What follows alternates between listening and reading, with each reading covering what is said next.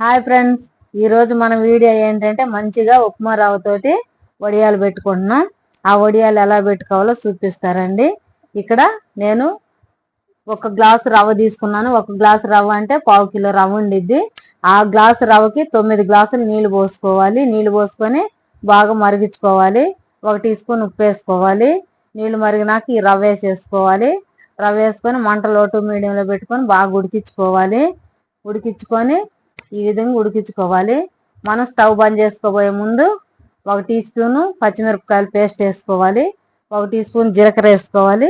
వేసుకొని ఇవి మంచిగా కలుపుకోవాలి. ఉప్పు అయితే ఎక్కువ వేసుకోవద్దండి, వడియాల్లో ఉప్పు ఎక్కువ అవుతుంది.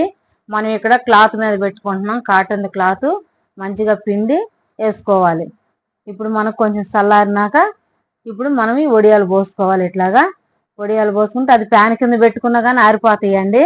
నేనైతే ఎండలో పెడుతున్నాను. చాలా సింపుల్ గా ఉంటది, చాలా మంచిగా ఉంటాయి కూడా. చూసారా, ఇక్కడ నాకు 2 రోజులు పట్టింది.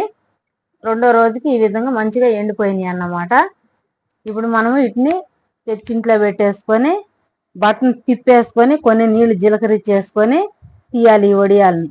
అప్పుడే వస్తాయి, లేకపోతే మనకి ఆ బట్ట మీద బిగుసుకుపోయేదన్నా రాకుండా మొత్తం ఇట్లా ఇరిగిపోతాయి అన్నమాట. కానీ చాలా జాగ్రత్తగా తీసుకోవాలి.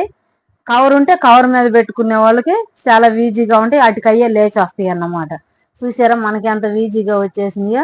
ఇప్పుడు మనము ఆయిల్ పొయ్యి మీద పెట్టుకొని వీటిని వేపుకుందాం. చాలా బాగుంటాయి, చాలా మంచిగా ఉంటాయి. పప్పు చారుకు కానీ సాంబార్లో కానీ మనము పక్కన పెట్టుకొని తింటే చాలా బాగుంటాయి అండి. ఈ వీడియో కనుక మీకు నచ్చితే లైక్ చేయండి, షేర్ చేయండి, సబ్స్క్రైబ్ చేసుకోండి. చూసారా నా చేతిలో అప్పడం ఎలాగా నలిగిపోయిందో, చాలా బాగుంటాయి. ఒకసారి ట్రై చేయండి మీరు కూడా. ఈ ఎండల్లోనే